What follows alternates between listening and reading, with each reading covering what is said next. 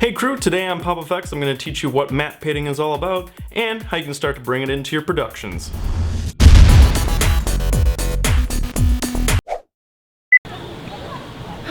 It's so beautiful. I just love the view. Check it out.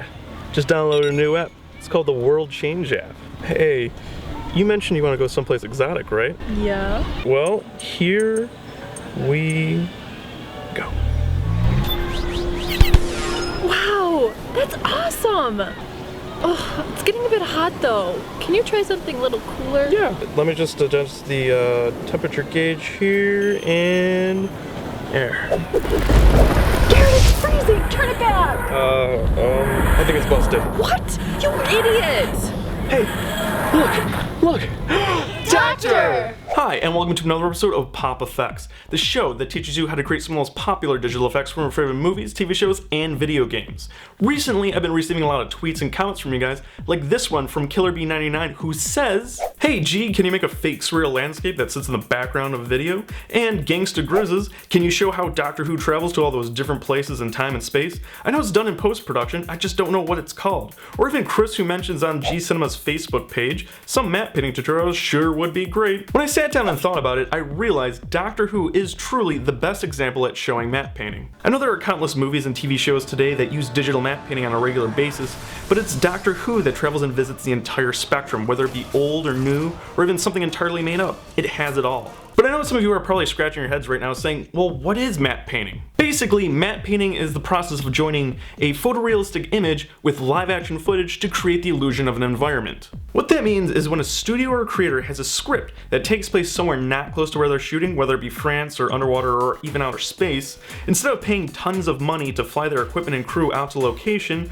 or have gigantic sets built, they instead hire a matte painter who creates an image that is added on top of live action footage in order to create a new or altered world around their actors. Sometimes it's subtle, like say you have a shot of a couple having dinner and in the background you want a nice skyline shot of the city. Sometimes it's going back into a shot where maybe there's already makeup or prosthetics, but you want to give it that little extra edge. Or even in some cases it's just loud, in your face everywhere, which is totally okay and it's used a lot in today's sci-fi epics. So now how do you do this? Is it going to cost an arm and a leg? What do I need? Basically it depends on the circumstances, but what I showed you in the beginning test film is a great example of the basics we're going to look at right now. First and foremost, you need your video footage. Notice how I shot my video. I created an angle where there was a solid division line where I knew everything above that line would be altered. And as a final touch, I kept the railing in place to almost act as an anchor that ties the entire image together and helps sell the illusion.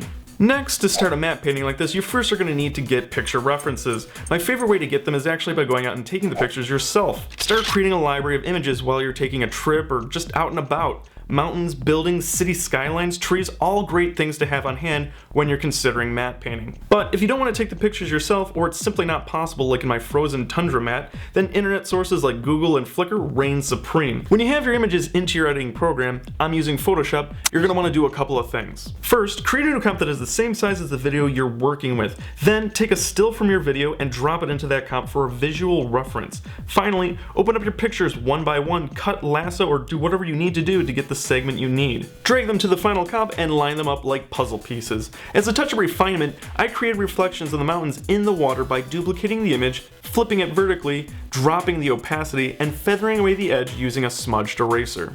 At this point, your matte painting is about 50%. Everything's in place, it just doesn't look quite there yet.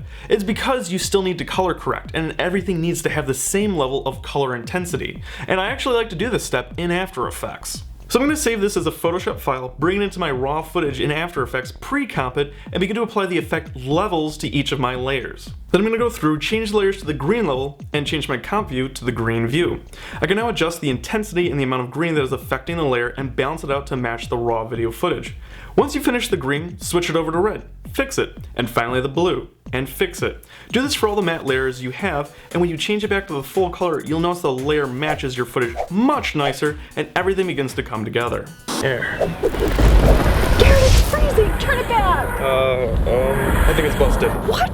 You idiots! So there's your crash course in the basics of matte painting. I know I kind of grazed over some of the topics there, but what I really wanted you to take away in this episode is an understanding of what digital matte painting is, how it constantly affects TV and video today, and how you can start to bring it into your own productions. This time I wanted to give you guys the opportunity to take something physically from the show. So recently when Kai and I were at the Busan International Film Festival, we picked up a few extra items to give you guys. This week I'm giving away one of these idea books. If you don't know what an idea book is, it's basically what it sounds like. As a filmmaker, you should always be writing down those passing ideas you have. Sometimes they turn into nothing, but other times they evolve into full scripts, short films, or even viral YouTube ideas. I want this book to act as an inspirational tool to help you guys follow your passion as a creator. So to get this one, you need to do two things. One, leave a comment below letting me know an original video or script idea you have. It needs to be short and informative, but also inspirational, informational, and well thought out. That's exactly what I'm going to be looking for.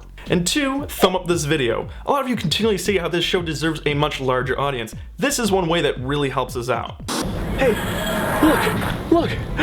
Doctor! Thanks for watching this week's episode of PopFX. If you haven't already, be sure to check out the interview I posted of me speaking with the matte painter Max Berman, who's worked on productions such as The Karate Kid, AMC's The Walking Dead, and Pan Am. All bonus links this time are available below in the video description if you want to check any of those out. But other than that, guys, I hope you have a great week, and I will see you next time.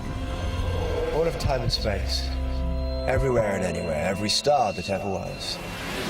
Where do you want to start?